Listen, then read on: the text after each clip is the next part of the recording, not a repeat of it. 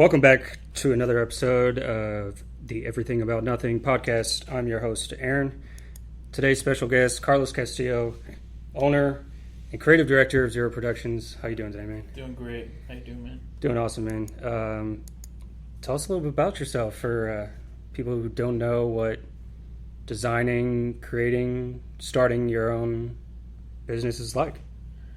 Well, I guess that since it's such a big part of it is so interconnected to who I am, it really, I think, is important to start from the beginning.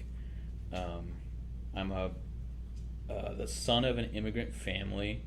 My father is from Nicaragua. My mom's from Guatemala. I was born in Guatemala, and we migrated here when I was pretty young. I was probably 1.5 to 2 years old, and me and my sister and my parents all moved here. Grew up in Dallas, Texas, primarily. Went to school in New York for a period of time.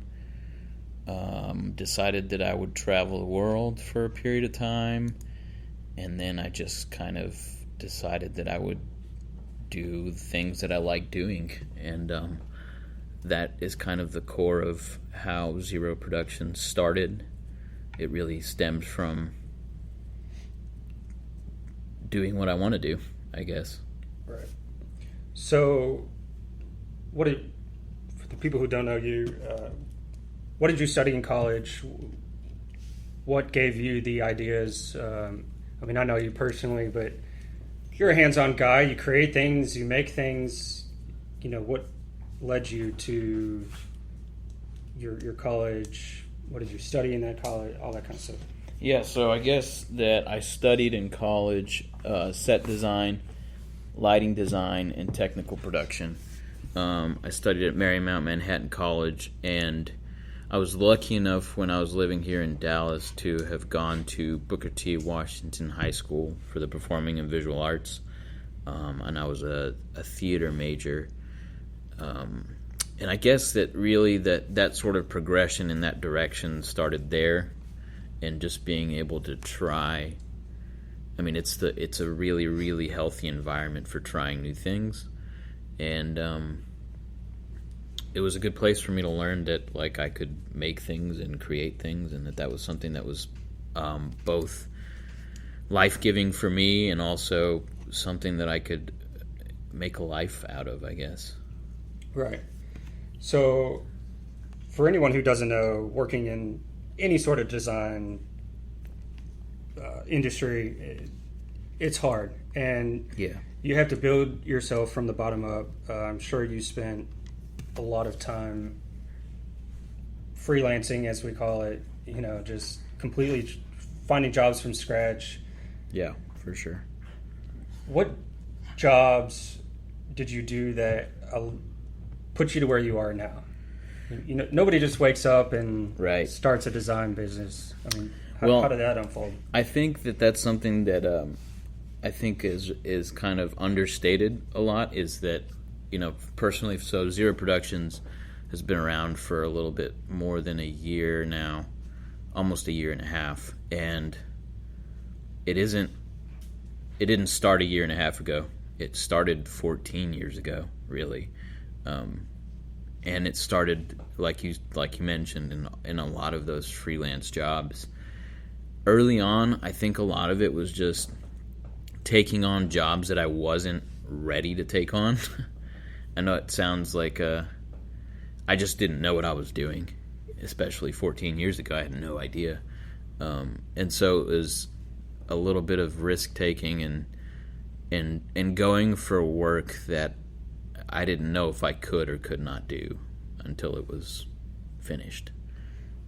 Well, and I think, too, 14 years ago, the design trends were completely different from what they are now. Right? Sure. Even owning a business 14 years ago. Absolutely. Completely different. So keeping up with that, really, I don't know if you were based off of the jobs that you were doing. But every day you're learning something just from the trends. Yeah, and I guess that I think what has stayed the same over the 14 years is I have no idea what I'm doing. And so, like, I think that not being afraid of that has really allowed me to advance, because it doesn't matter. Like, I've gotten this far, and I didn't know what I was doing 14 years ago, and I still don't know what I'm doing. I just kind of try, and then if I fail, I fail, and if I succeed, I succeed. Right. So, out of those jobs that you did, what were some of the earlier career choices that led you to opening Zero Productions? Oh man, that's kind of a tough one, because I feel like I worked very hard not to be ready for this. I had like, I worked in sort of the entertainment industry with live concerts for a while. And I didn't really go to school for that. I didn't have an education in it. I didn't really know what I was doing. And I kind of just happened to fall into it. Like I just met somebody and they suggested me for the job. That's everybody Yeah. in this industry. Absolutely. and so I just remember those first, probably month and a half, 2 months. I had no idea what I was doing. I had no clue. And I would show up and I just had to figure it out. But that sort of, so the rock concert world, I guess, or concert world, it wasn't just rock, but having to adapt to different music styles on the fly really quickly is something that I learned that really was beneficial for when I may not be doing live concerts today, but the ability to adjust to a different genre or to a different look on the fly really quick under intense pressure is something that I learned from that even though I'm not doing that, I still use all those things. And there are many other things that I think I've done in my life that I may not be doing today, but certainly laid the groundwork for Zero Productions. Yeah. Basically, the best person you can be in this industry is like a jack of all trades. Sure. Right? The more knowledge you have, right, you can design anything you want. Right. Especially for you and from a design your company. perspective, Right. for sure. Exactly. So thus far, year and a half into opening, what's the biggest risk you feel as an owner, maybe a designer, that you've had to experience? I think that, so there's a few things. Obviously, coronavirus is something that, for the time being, has been a very, very difficult thing to tackle. But then there are other things that I think, like I mentioned earlier, I still have no idea what I'm doing. And so when thinking a year and a half back, I definitely didn't know what I was doing then. And so I've learned a lot about the business aspect of things. And I think the biggest risk that I sort of knew but didn't really fully, I wasn't 100% sure of the ramifications of starting a business, that what it would do to my creative life, and how, it's hard to be creative when you're stuck behind a desk dealing with paying employee taxes and business property, personal property taxes, and it becomes such draining work that the creative life that for somebody like myself is very important, it just has to kind of sit in the back burner for a while. Right. And that's tough. I mean, and I've seen that, I've had to make sure that I make an effort to get out from behind the desk. Right. And do stuff with my hands again and think creatively. Yeah. So for somebody who would want to hire you for a job, what kind of, without throwing names, I guess, but private names, who are some of your clients? What kind of work are you doing consistently? Yeah, so I guess really I should preface it with that we'll, if anybody wants to pay, we'll do the work. That I think that I really feel pride about being a company that creates things that people might think isn't possible. Create designs, or even if it's just executing the design of something that somebody might not know how to make happen. That's something that I really pride myself and this company in being able to do. And our clientele ranges from,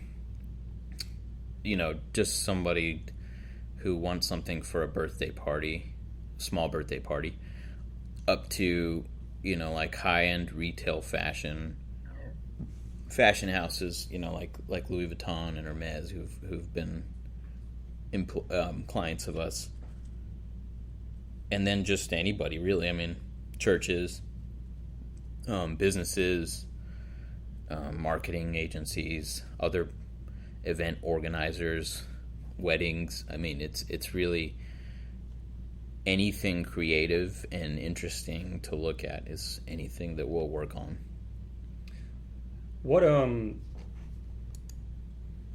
What's your design process like for a new customer or a returning customer? They bring you different projects all the time. What process do you take with them from start to finish? Well, it depends on the complexity of what I feel the design requires. Sometimes the best option as a creative or as a designer is to put other brains in the room. And so I have other people that I work with that I will often bring in for jobs to help me kind of be able to connect creatively while also running a company, because I think that like I mentioned earlier, it's sometimes I can't just be creative, and so I need to be able to have somebody that I trust around that can design with me, so that I can do other things. But that also just depends on what our workload is, and if it's a simple design for a company that I can drum up really quickly by myself, then of course that's what I'll do. Oftentimes it's not the case, and I also was really intentional when I started the company about hiring people who weren't from the industry. So there are no like preconceived notions about what things are supposed to be like, what we're supposed to do. Like it's all about figuring it out together. And so the solution to the design might come from my carpenter or my painter or somebody who's anybody. I don't really think that this is. I intentionally didn't want it to be a company where everything comes from the top down, and that sort of collaborative environment here, I think, really helps create, solve problems in a very creative, cost-effective manner that I mean, as far as I know, all of our clients are happy with. Yeah, from what I've seen, and you brought me in a couple times to help with some projects, and it's amazing. I've always had that philosophy too myself. Is you're not going to be the only one with the answer, and somebody else, might be your painter, your carpenter, right? That might have the best idea, which is it's very interesting. I don't think a lot of people take the time to listen to. I don't want to say listen to their employees, but take that approach. Sure. Just open up the thought process. I remember we just recently built a giant sleigh for a ballet, Nutcracker ballet, and I walked in the door, and it was a 6-foot platform on 4 wheels. Right. And I don't know, within 3 weeks, it was a well-oiled, painted machine. Right. But I couldn't have done that by myself. I mean, I guess I could have, but You can't when you're behind a desk. Exactly. Yes. 50% of the time, and also not as successfully as if I learned to trust other people. Yeah. You gotta have or show the trust, the respect. Yeah. Behind it, you know. Which is hard. It's definitely a hard thing to do, especially, you know, you kind of end up starting a business because you know you can do it better than other people. I mean, that's definitely a motivating factor in starting a business. And so it's hard to, you have to battle that, you know, that feeling of my way is the best way. And be able to listen to the input and take it in without losing sight of this is still my baby. And at the end of the day, this sounds horrible, but this is a dictatorship. And like, I do have kind of the ultimate say for a reason, you know, because it's something I've worked on 14 years plus. It's my baby in a lot of ways. And my wife's baby, who had full support from her, which is also really, really helpful. Yeah. Right. So, do you think that being in Dallas, you know, your shop is what we consider being in the design district?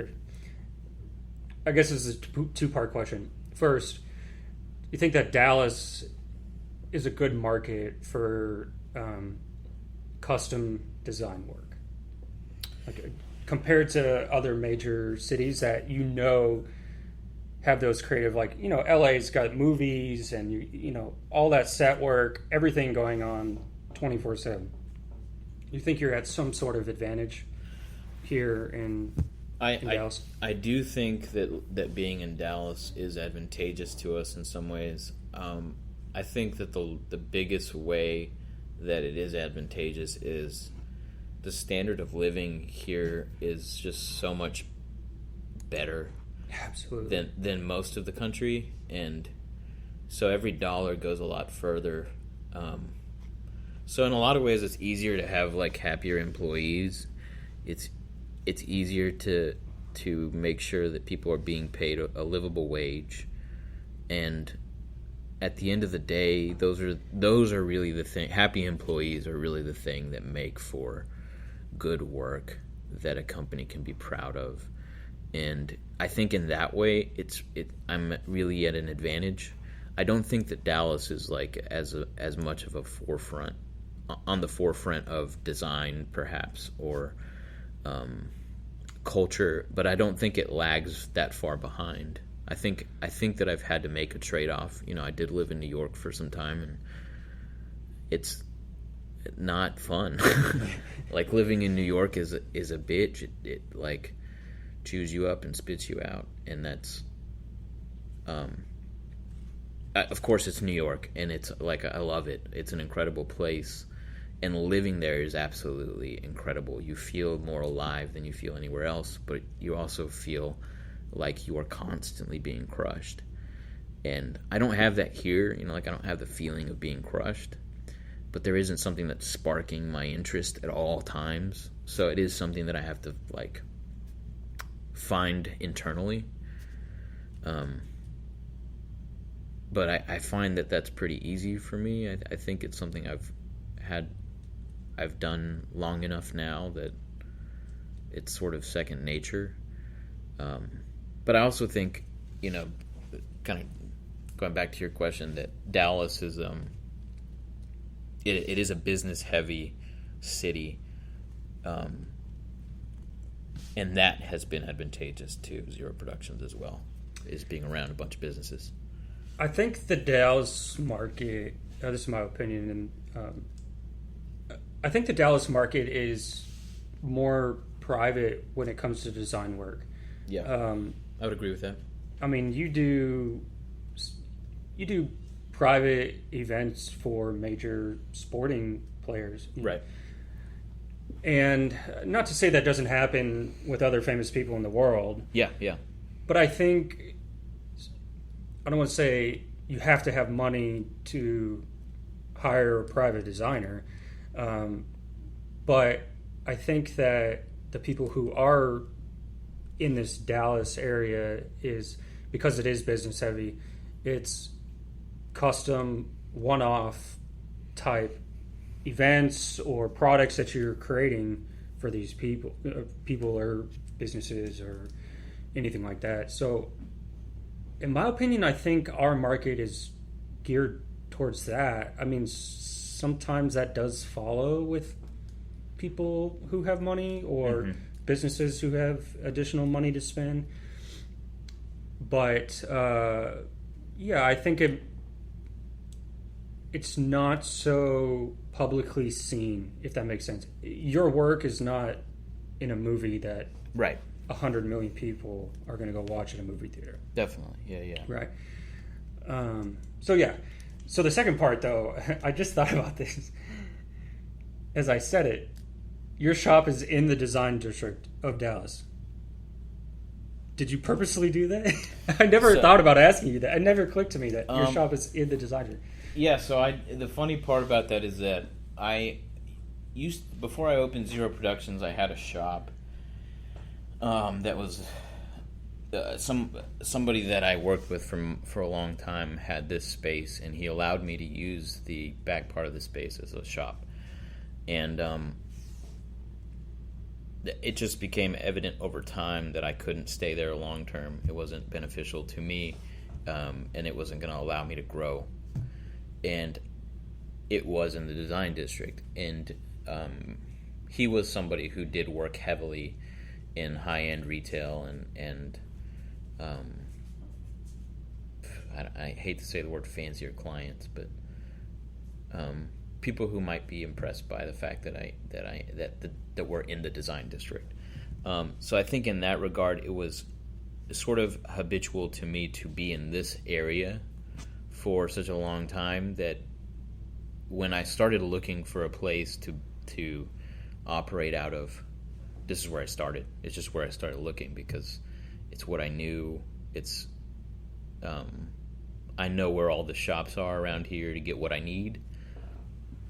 And so it just made sense. Like, it just made sense to look in this area. I'm not, like, married to this area anymore as much as I used to be. Really? I kind of realized that, like, I think that the clientele that I have that, like, really respect what I do don't care where I am. At least not anymore. They may have at one point, but I think that I've proven myself enough to them that to them, they don't care if I'm in Mesquite, Texas, like Yeah. It doesn't matter to them as long as I do the work, which they know I will. So I don't know. I don't know if I'll be here in the next few years, but for now, it certainly feels like home, felt like home, and has been home for such a long time for me that it was just obvious. I would say, though, too, like 90% of your business is centrally located around the shop. Maybe not 90%, but... Yeah, that's probably high. A good portion, I would say, yeah. I mean... But that, I think, again, that stems from a lot of the clientele that Zero Productions has was inherited from Carlos Castillo. Yeah. And so me working here then, at that time in my life, certainly introduced me to the clientele that would be in this area and would be working out of Design District. So yeah, I guess it follows suit that and makes sense that there is clientele from here. Right. So I don't want to make any of the clients jealous if they listen. You got to remember your most favorite job you've done. Oh man, as Zero Productions or like personally? Maybe both. I think people want to hear that. I guess. It's hard for me as an individual to say what I like. Partially, okay, so my background in theater kind of informs how I feel about what I make, what I create, or what I think about the longevity of the things that I create. Theater is such a brief moment in time. You put on a show, you strike the show, you put on another show, Right. you strike that show, and then you move on to the next show. And so, like, I learned early on not to be emotionally connected with any of my work, because part of what I've learned now, what makes all of the work that I do beautiful, is partly the fact that it is only momentary, and it won't be here next year. So I think on a personal level, it's really hard to feel like that sort of connection to anything I've done. Now, at Zero Productions, I think that I can look to, we created an Ames room, which is a optical illusion room, where if you stand on one side of the room, it looks like you're really small, and if you stand on the other side, it looks like you're really big.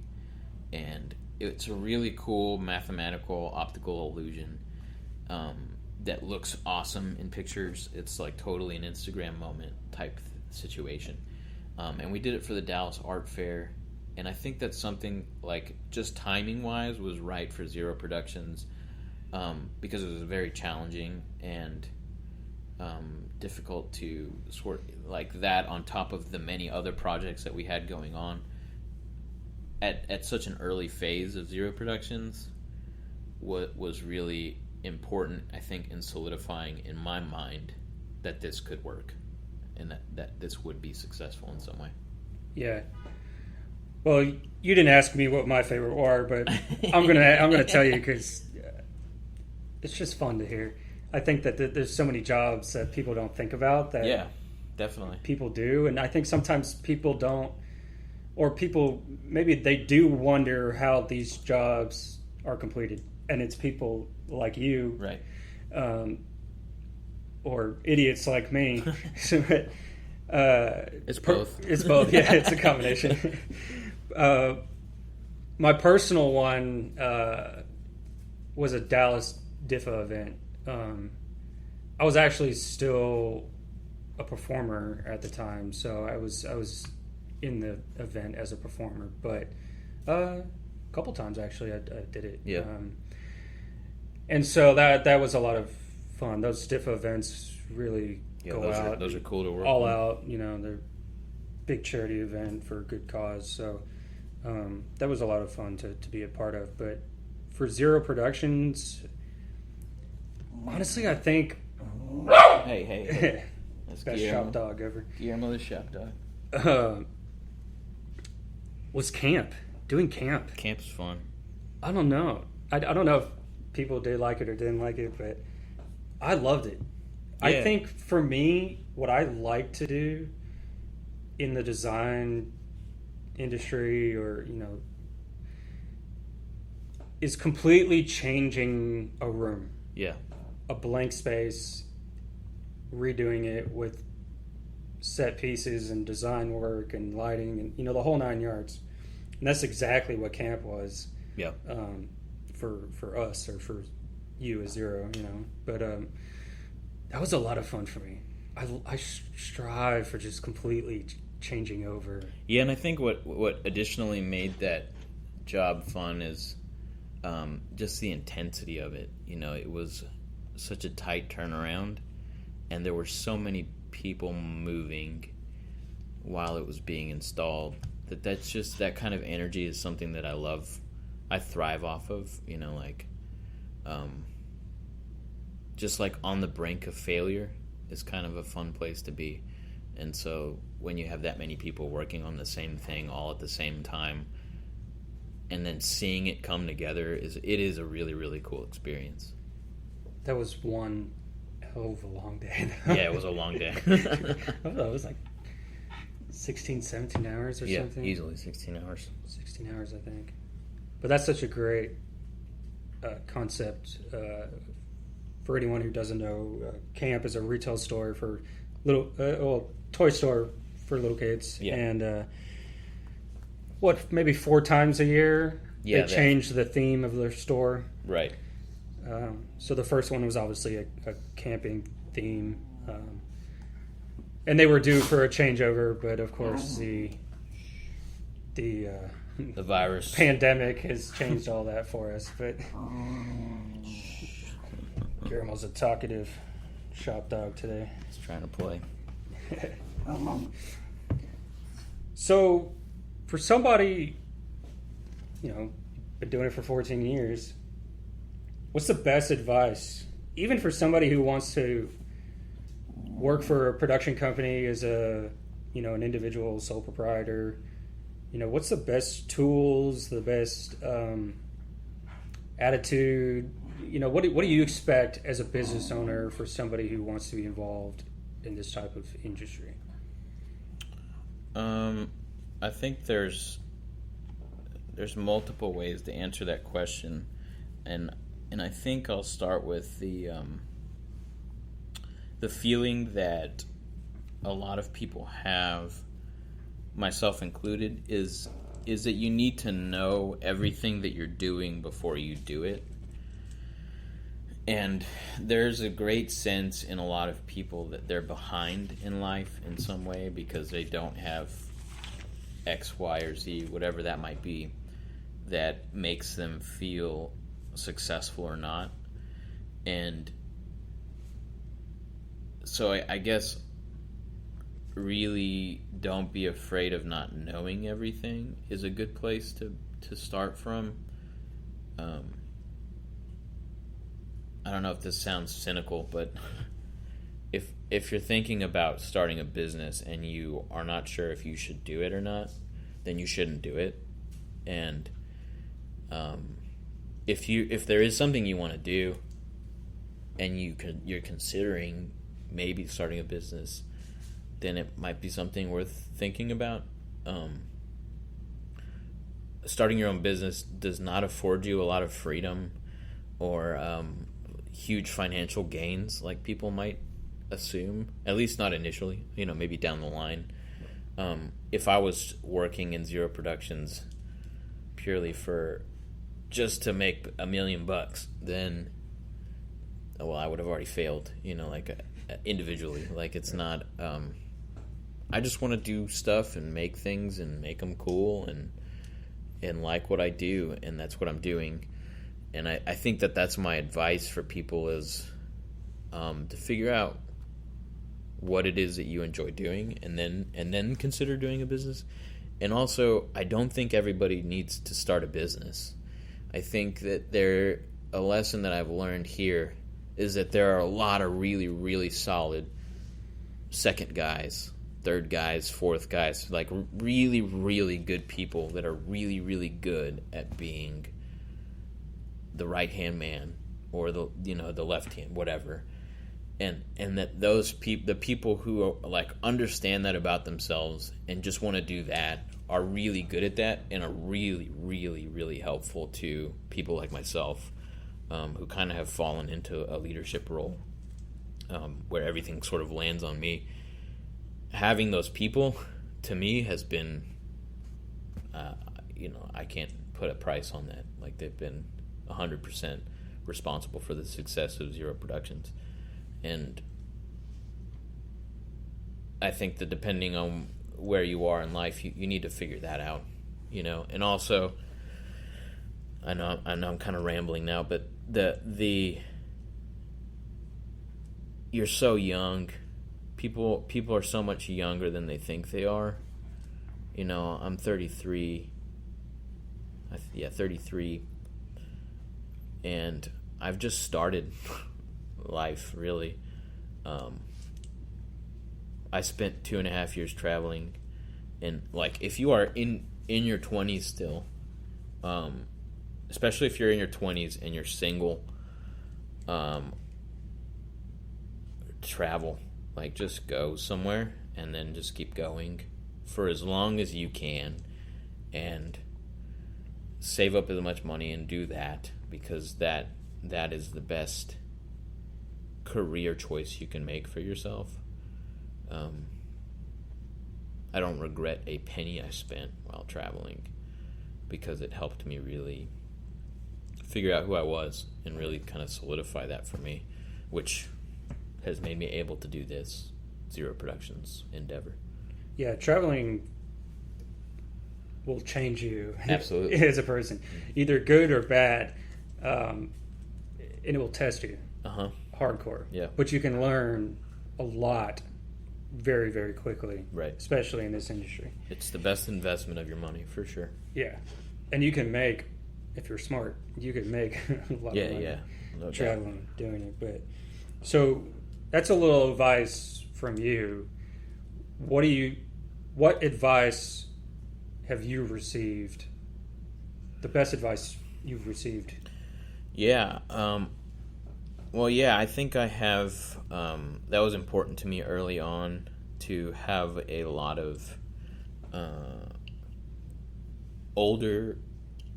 They were older, I can't really think of another word. They were older people in my life that I asked to be my mentors. And their advice varied from get life insurance to, brush your teeth every day, like everything in between. And I was pretty adamant early, about 4 years ago, 3 or 4 years ago, I started meeting with a guy who was just I just wanted to learn about business from him, and that was it. I didn't have any other. I knew he had a business, and I wanted to learn what he had to offer and what advice he might be able to give me. And I think that always listening to people who are advising you based off of what you're telling them about where you are. Listen to those people. It's they're just always do it, especially if they're older than you. Then they typically have had. And I'm not saying they're always right. You definitely need to be able to discern when you should or should not listen. But for the most part, if you're wise about who you listen to or who you choose to put in your life to listen to, then typically they're giving you advice that's good for you. Yeah. Ironically, somebody who does work for you was probably the first person I could ever respect in this industry, but Miss Debbie Barr. Yeah. She's done everything in the books, and I call Debbie Barr my work mom, because she really is such an influential and important person in my life as a business owner, as an individual, as a man, just everything. She speaks into my life in ways nobody else does. Yeah, she had the biggest impact on me so far in this career. For sure. I mean, in a short amount of time. I think you can really tell that Debbie, if she sees the heart and joy in you doing this industry, then she'll take you far. Right. She'll take you to places you never thought. Yeah, she's been super supportive from day one of Zero Productions. And to this day, there are really two people in my life that I look for advice to regularly, who, if they tell me no, don't do that, then it's solid gold, and it is my wife. If my wife tells me not to do something, I don't do it. I just don't do it. And if Debbie tells me not to do something, I just don't do it. Those are the two people really that everybody else can tell me not to do something, and I'll be like, yeah, whatever. But if those two women in my life are in any way opposed to me doing something, then I don't question it that much more. It's not worth it, and it's probably not the right thing for me to do. I think the best advice I ever got from Debbie was invest in a horsehair broom. That sounds like Debbie advice. And take care of it. Yeah. That's so funny. So what's your favorite part of being in this industry? Is it a specific task or duty or job you've done or client you have? What's the best part for you? I think so. For clarification, do you mean for Zero Productions? What is the best thing about having Zero Productions? No, that's another question. I guess you personally, what do you like to do the most in this industry? So I think what I like to do the most, not necessarily directly connected with the industry, but just as being a business owner or a leader of a group of people, is the ability to connect with those people that are working for and with me. You know, that's the fun part, where we don't come into Zero Productions and clock in and clock out and then come back and clock in and clock out. That's really soul crushing, and it just sucks. It's just a terrible thing to have to do. And so really, like, being around people that I like is my favorite thing about Zero Productions, and being able to be in control is, like, I just get to be around people that I want to be around, and I don't have to be around somebody I don't like. Yeah. You've always had a good camaraderie. Yeah. No, it's been very important to have that, to have people feel welcomed and important and valued in every possible way. That's been really important to me, and I guess, like, I may not be the best one to ask about that. It might be the people that work at Zero Productions who would probably be able to answer that more effectively or honestly. It's what I work towards, and I think that for the most part, everybody has jumped on board with that and been able to make that a success in Zero Productions and make it really somewhere that you want to go work or go back to or whatever. So what's one thing you would change about Zero Productions? All the paperwork. If I could just, like, make things and be creative all day long, all the time, then hell yeah. I mean, Zero Productions is like heaven. You need 2 wives and two Debbie bars to make that happen. Yeah, and then they just need to work on that all the time, and that's all they do. No, I mean, that's really it. That's the only thing I would change, I think. Yeah. Yeah, I mean, it'd be nice if, like, I didn't have to pay my rent or pay mortgage or worry about worry about any of the utilities. But that's unrealistic. Yeah. But yeah, I mean, the challenging aspects of the work is fun. The problems are fun to deal with. The people are great. All the people that work here are top notch. There's really not anything else I would want to change, you know. It's a good place to be. Yeah. Oh, I just had a question. Slipped my mind. About Zero Productions? It was.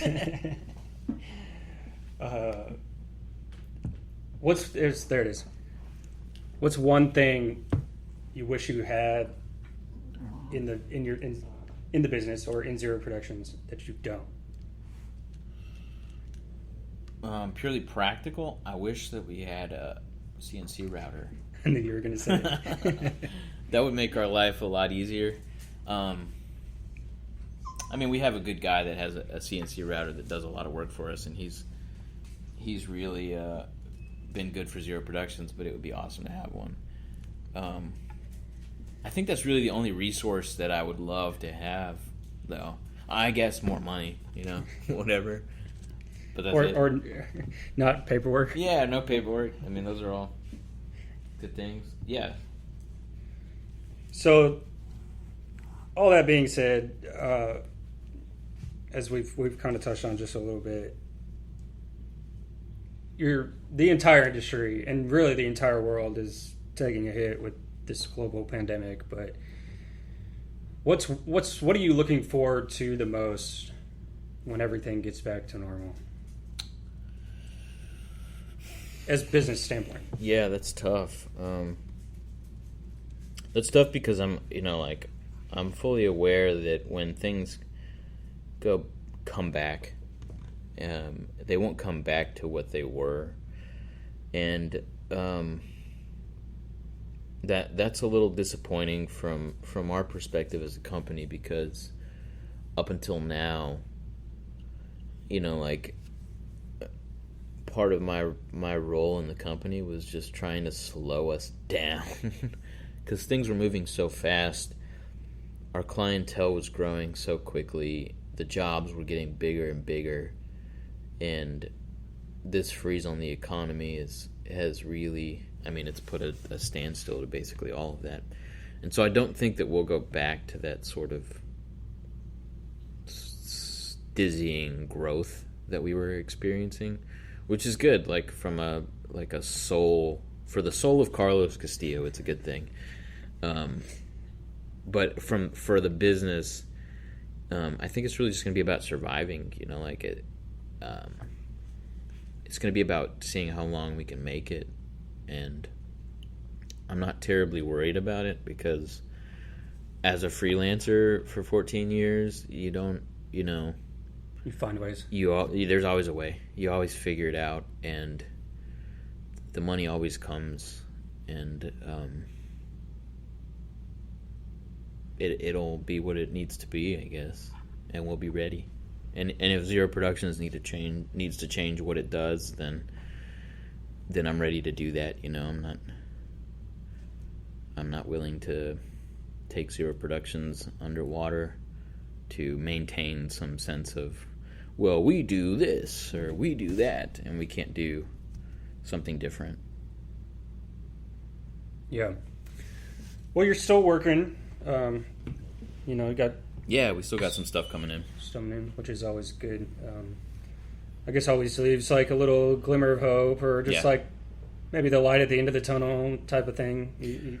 For sure. And I think that like actually what the coronavirus has given me is some of the work that we have done, since I don't want to bring in a lot of people to work on anything, given the circumstances right now. I've been able to put my hands on stuff, and that's really, really life-giving for me. Yeah, not only for the shop, but yeah, also owning your own business personally. Right. Got to pay yourself. I got to pay myself somehow, so you can live. Well, we're almost out of time here, but I want to let you plug your information. How can people find you if they're looking for a designer? Stop by your shop, Dallas Design District. How can we get a hold of you? Yeah, so I guess you can always go on our website, zeroproductions.com. That's only got a very small sample of the things that we have done or can do even. And then there's an About Us there and a way to contact us there. My email address is cc, like Carlos Castillo, at zeroproductions.com.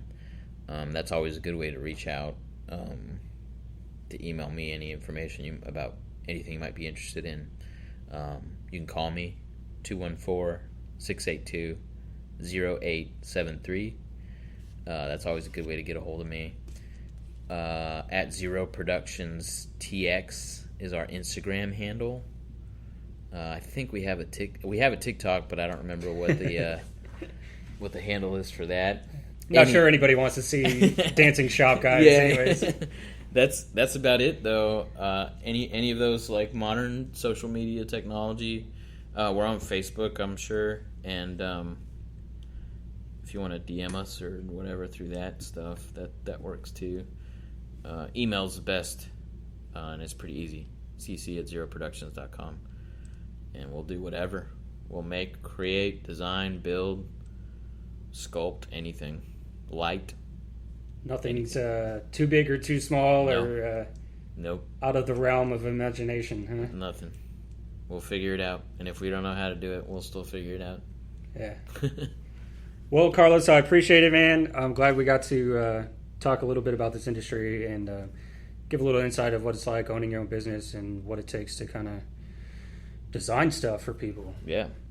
I appreciate your time. Thanks for coming. Oh, yeah, man. We'll talk soon. And thank you for listening in. We'll have another great episode next week for you. Stay tuned. See you.